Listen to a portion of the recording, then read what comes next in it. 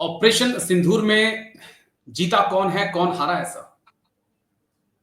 देखिए, अगर हम इसको लेते हैं कि हमने क्या अचीव किया। जी। हमने उनके टेररिस्ट जो इंफ्रास्ट्रक्चर है, हेडक्वार्टर्स के ऊपर अटैक किया। हमने उनकी 11 एयरफील्ड उड़ा दी हैं। हम जी। ये भी क्लेम कर रहे हैं कि हमने 6 एयरक्राफ्ट भी उड़ाए, which I am not sure. उसका कोई एविडेंस दिख नहीं रहा है। लेकिन अगर हम पहले वाली 2 चीजें जो ले लेते हैं, उससे भारत ने अपनी विल का यूज किया है। और जो हमारी लोग हमें सोचते थे कि भारत एक कमजोर देश है, वो जो जी। है वो मिथ जो है अभी टूट गई है। अभी ठीक है। पाकिस्तान का क्या है कि वो तो जी। झूठ बोलते हैं, लगातार बोलते हैं, हर बात पे चलिए, बोलते हैं। पाकिस्तान झूठ बोलता है। मेरा अगला सवाल कि ऑपरेशन सिंदूर में भारत के कितने फाइटर जेट गिरे हैं सर? लगातार डोनाल्ड ट्रंप साहब पाकिस्तान के कुछ दावा कर रहा है सर। देखिए, ट्रंप बोलता है 5 गिरे हैं, सुब्रमण्यम स्वामी बोलते हैं 5 गिरे हैं। अभी इंडिया ने इसके बारे में कोई प्रतिक्रिया जाहिर नहीं की है। सीडीएस ने अपना एस्टीमेट दे दिया है। इनके जो एयर मार्शल भारती थे, उन्होंने भी कहा है कि कुछ तो गिरे हैं। अभी हैं 2 है, 3 है, I really don't know because I have no information. But इसमें सबसे बड़ी बात है कि अगर 5 गिरे होते तो उसमें हमारे जो पायलट्स हैं, वो भी तो, उनको भी तो कुछ नुकसान हुआ होगा। जी। तो वो मैं और इसके ऊपर कोई कमेंट चलिए, नहीं कर वीडियो भी सकता, सामने लेकिन आते, वीडियो एविडेंस भी सामने नहीं आए। लेकिन अगला चलिए, सवाल, अगर पाकिस्तान की तरफ से टैक्टिकल न्यूक्लियर वेपन का इस्तेमाल किया जाता है आईबी पर या एलओसी पर, भारत का जवाब क्या होगा सर? देखिए, पाकिस्तान तबाह हो जाएगा। ओके। इंडिया का बहुत बड़ा नुकसान होगा अगर हम न्यूक्लियर थ्रेशोल्ड को पार कर लेते हैं। जहां तक बम्बों की तादाद का है, वो तकरीबन बराबर ही है हमारे पास। डिलीवरी सिस्टम उनके पास भी, हमारे पास भी है। लेकिन अगर आप एरिया देखें, हम पाकिस्तान से तकरीबन 5 गुना बड़े हैं। जी। तो पाकिस्तान तो पूरी तरह से नक्शे से मिट जाएगा। हमारा 1/5 जो पोर्शन है हमारी कंट्री के एरिया, वो भी डिस्ट्रॉय हो जाएगा। और पाकिस्तान को इसका पता है, पूरी तरह से उसको पता है इसका। ठीक है। क्या जनरल मुनीर राष्ट्रपति बनते हुए दिखाई पड़ रहे हैं आपको, या अघोषित राष्ट्रपति के तौर पर ही वो बने रहेंगे पाकिस्तान में सर? देखिए, जनरल मुनीर का भी एक्सटेंशन का चक्कर चल रहा है। और बीच में लोगों ने क्यास लगाए थे कि जरदारी को रिप्लेस करेंगे, बट उसको क्या करने की जरूरत है जब वो फील्ड मार्शल भी रह सकता है, चीफ ऑफ आर्मी स्टाफ भी रह सकता है, डी फैक्टो प्रेसिडेंट भी है। तो ये बेस्ट सिचुएशन है कि आप सिर्फ जो अपनी फैसिलिटीज ले रहे हो, अपनी मौज मस्ती कर रहे हो, कोई जिम्मेवारी नहीं है, राष्ट्रपति के ऊपर जिम्मेवारी डाल दीजिए। तो अगर वो सेंसिबल बंदा है, he will not become president but continue the way he is today, de facto okay. president, field marshal and chief of the army staff. चलिए, आखिरी सवाल मेरा कि क्या भारतीय सेना में धीरे धीरे राजनीति अपनी घुसपैठ कर रही है? जिस प्रकार से हम 90 डेज के बाद आर्मी चीफ को, एयरफोर्स चीफ को प्रेस कॉन्फ्रेंस करते देख रहे हैं और भारत सरकार को बचाता हुआ देख रहे हैं, ऐसा साफ तौर पे देखिए लग रहा है कि भारत सरकार का पक्ष आर्मी और एयरफोर्स लेती हुई दिखाई पड़ी सब। देखिए, इसमें पॉलिटिसाइजेशन ऑफ आर्मी तभी से शुरू हो गया था जब जनरल रावत को चीफ ऑफ आर्मी स्टाफ बनाया गया था। उसके बाद ये अलग अलग डायनामिक्स हैं। तो हम ये नहीं कह सकते कि सिंदूर के बाद ही politicisation, that's a common knowledge, सबको पता है कि government is playing the role. उसमें आप अग्निवीर को भी जोड़ के देख लीजिए। उस समय हमारे जो तीनों चीफ थे, वो पूरी तरह जी। से इसको सपोर्ट करते थे। तो ये पॉलिटिसाइजेशन तो हो रखा है, जो होना नहीं चाहिए इन डेमोक्रेसी के अंदर, because army cannot be used. अभी आपने ये भी देखा होगा कि मोदी जी के पोस्टर लगे थे वर्दियों के ऊपर, जिसके ऊपर काफी लोगों ने बिल्कुल अपना सर। आक्रोश व्यक्त किया। तो गवर्नमेंट चलिए, है, उनको ऑपरेशन सिंदूर के पोस्टर लगे थे, प्रधानमंत्री मोदी तो चलिए उनको तो शौक है अपने फोटोज का। लेकिन शुक्रिया, बहुत बहुत शुक्रिया colonel S S Pathania sir. Thank you, आपने थैंक समय यू। दिया और हम उम्मीद करते हैं कि भारत पाकिस्तान के बीच आने वाले वक्त में जंग नहीं होगी। लेकिन thank you, take care sir, जय Hind. Thank you thank sir. You. Sir okay, Jai okay, Hind, okay. Colonel S S Pathania sir, जय हिंद। बहुत बहुत शुक्रिया समय देने के लिए। Thank you sir. Thank you. Thank you Rajesh, always honour to interact with you sir. Thank you very much. Thank you sir, आपने समय दिया। एक बड़ा अहम इशू था जिसके ऊपर मैंने बातचीत आपके साथ करनी थी। हमने देखा कि बुधवार को अग्नि मिसाइल का परीक्षण किया गया, सफल रही। 5000 किलोमीटर से ज्यादा की इसकी रेंज, परमाणु वॉरहेड ले जा सकती है और एक साथ कई जगह पर अटैक कर सकती है। लेकिन दूसरी तरफ पाकिस्तान की तरफ से न्यूक्लियर थ्रेट जब आ रहे थे, न्यूक्लियर धमकियां आ रही थी, इस बीच भारत की तरफ से अग्नि 5 का टेस्ट, और इस बात के तब से कयास लग रहे हैं कि भारत और पाकिस्तान एक बड़ी जंग की तरफ बढ़ रहे हैं। और कुछ ऐसी खबरें भी हैं कि एलओसी पर कुछ मूवमेंट भी देखी जा रही है दोनों तरफ से।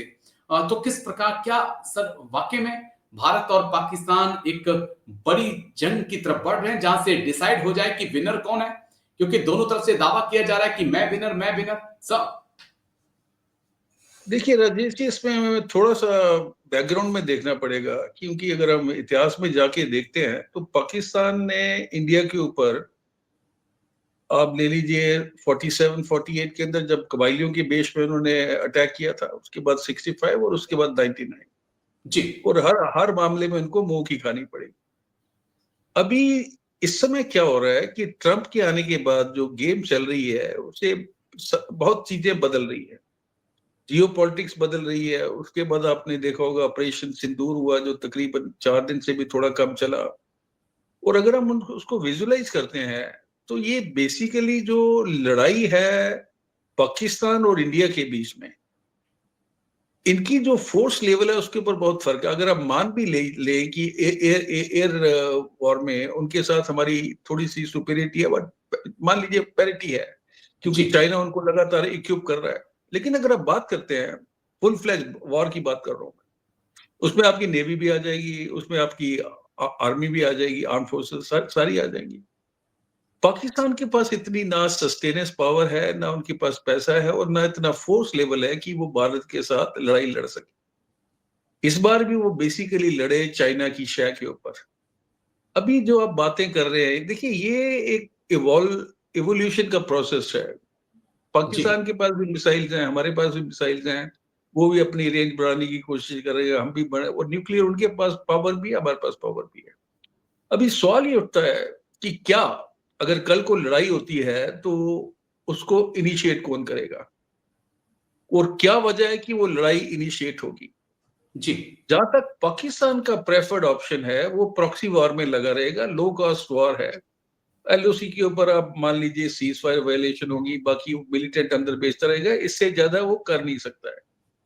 दूसरा, जहां तक भारत का सवाल है, भारत ने बड़ा क्लियर कर दिया है कि अगर कोई पहलगाम जैसी इंसिडेंट होती है तो भारत जो है वो स्ट्राइक करने से चूकेगा नहीं। अभी ओके। दूसरा सवाल पैदा होता है कि पाकिस्तान क्या रिटेलिएट करेगा, चाइना उसको किस हद तक सपोर्ट करेगा, अमेरिका का उसके अंदर क्या रोल होगा, बाकी जो विश्व की शक्तियां उनका क्या रोल होगा। तो वेरी लिटिल चांसेस कि पाकिस्तान की तरफ से वॉर को इनिशिएट किया जाए। और अगर हम बात करते हैं कि कन्वेंशनल वॉर की, अगर वो पाकिस्तान उसमें फर्स्ट ट्राई करता है, उसके चांसेस बहुत कम है, बिकॉज उनको अपनी कमजोरियों का पता है। लेकिन अब अमेरिका साथ में आ चुका है, इस बात के कयास लग रहे हैं सर कि अमेरिका साथ है और अमेरिका एक प्रेशर इस वक्त पाकिस्तान के ऊपर बना रहा है, और जनरल मुनीर को ये मतलब जनरल मुनीर भी चाहते हैं कि अमेरिका मदद करे और भारत के साथ एक युद्ध हो। क्या हम उस लिहाज से नहीं देख रहे जिस प्रकार से अमेरिका में जनरल मुनीर 1.5 महीने के अंदर 2 बार गए, सीआईए के अधिकारियों के साथ मुलाकात, और खबरें हैं कि कुछ हथियार भी अमेरिका से उन्होंने मांगे हैं सर। देखिए, एक होता है प्रेशर टेक्निक जिसमें आप पोस्चरिंग करते हैं। क्या भारत और पाकिस्तान के बीच में अगर लड़ाई होती है मान लीजिए, तो उससे यूएसए को क्या फायदा मिलेगा? क्योंकि इस समय जो पाकिस्तान की डिपेंडेंसी है, जहां तक आर्मामेंट, वेपन, मिसाइल्स, एयरक्राफ्ट खरीदने का सवाल है, वो चाइना पे जा चुकी है पूरी तरह से। और जहां तक इंडिया का बात है, उन्होंने राफेल की डील कैंसिल कर दी है, अभी वो सोवियत रशिया की तरफ जाएंगे।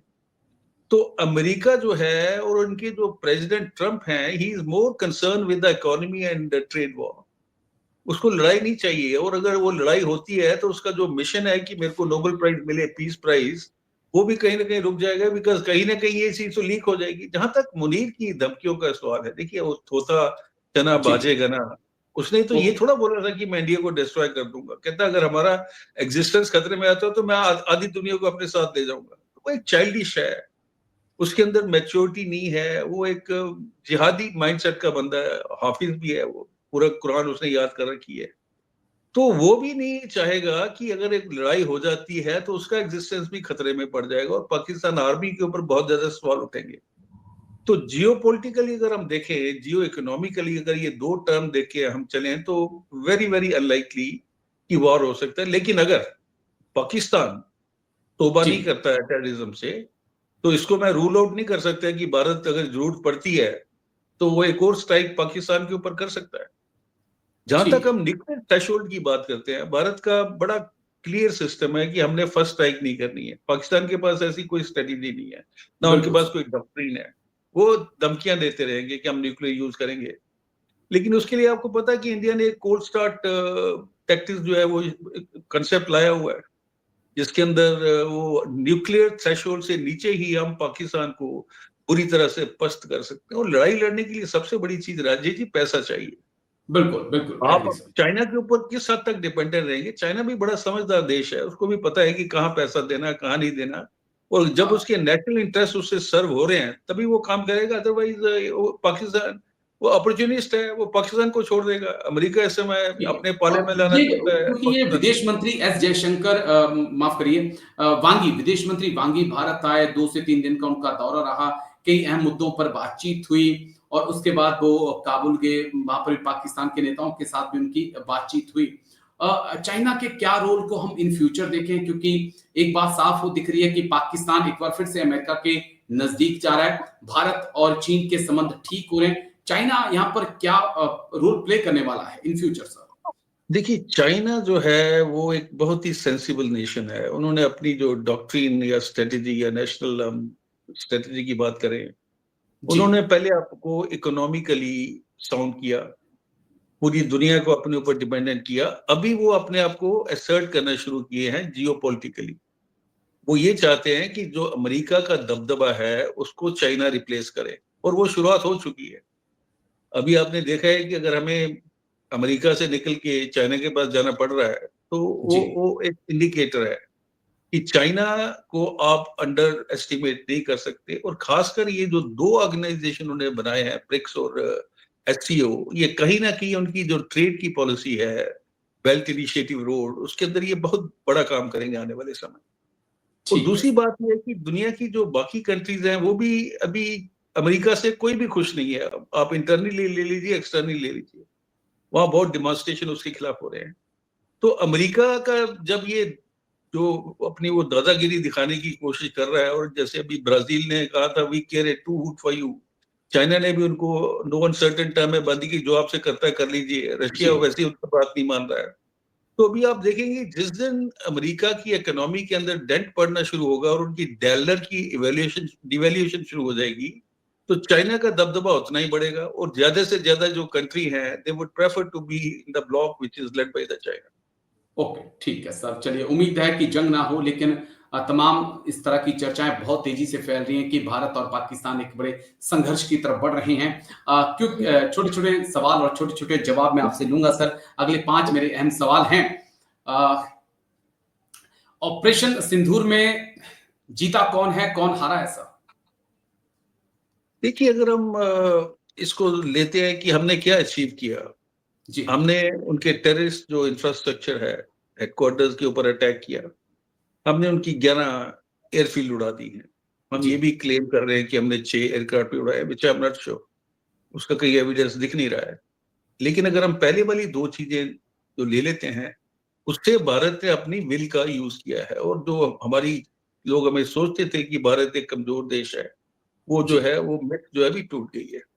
अभी ठीक है। पाकिस्तान पाकिस्तान का क्या है कि वो तो जी, झूठ बोलते हैं, लगातार बोलते हैं, हर बात पे बोलते हैं, पाकिस्तान झूठ बोलता है। मेरा अगला सवाल कि ऑपरेशन सिंदूर में भारत के कितने फाइटर जेट गिरे हैं सर? लगातार डोनाल्ड ट्रंप साहब पाकिस्तान के कुछ दावा कर रहा है सर। देखिए, ट्रम्प बोलता है 5 गिरे हैं, सुब्रमण्यम स्वामी बोलते हैं 5 गिरे हैं। अभी इंडिया ने इसके बारे में कोई प्रतिक्रिया जाहिर नहीं की है। सीडीएस ने अपना एस्टीमेट दे दिया है। इनके जो एयर मार्शल भारती थे उन्होंने भी कहा है कि कुछ तो गिरे हैं, अभी हैं 2 है 3 है, I really don't know because I have no information. But इसमें सबसे बड़ी बात है कि अगर 5 गिरे होते तो उसमें हमारे जो पायलट्स हैं वो भी तो, उनको भी तो कुछ नुकसान हुआ होगा। जी। तो वो मैं और इसके ऊपर कोई कमेंट चलिए, नहीं कर वीडियो भी सकता, सामने लेकिन आते, वीडियो एविडेंस भी सामने नहीं आए। लेकिन अगला चलिए, सवाल, अगर पाकिस्तान की तरफ से टैक्टिकल न्यूक्लियर वेपन का इस्तेमाल किया जाता है आईबी पर या एलओसी पर, भारत का जवाब क्या होगा सर? देखिए, पाकिस्तान तबाह हो जाएगा। ओके। इंडिया का बहुत बड़ा नुकसान होगा अगर हम न्यूक्लियर थ्रेशोल्ड को पार कर लेते हैं। जहां तक बम्बों की तादाद का है, वो तकरीबन बराबर ही है हमारे पास, डिलीवरी सिस्टम उनके पास भी हमारे पास भी है। लेकिन अगर आप एरिया देखें, हम पाकिस्तान से तकरीबन 5 गुना बड़े हैं। जी। तो पाकिस्तान तो पूरी तरह से नक्शे से मिट जाएगा, हमारा 1/5 जो पोर्शन है हमारी कंट्री के एरिया, वो भी डिस्ट्रॉय हो जाएगा। और पाकिस्तान को इसका पता है, पूरी तरह से उसको पता है इसका। ठीक है। क्या जनरल मुनीर राष्ट्रपति बनते हुए दिखाई पड़ रहे हैं आपको, या अघोषित राष्ट्रपति के तौर पर ही वो बने रहेंगे पाकिस्तान में सर?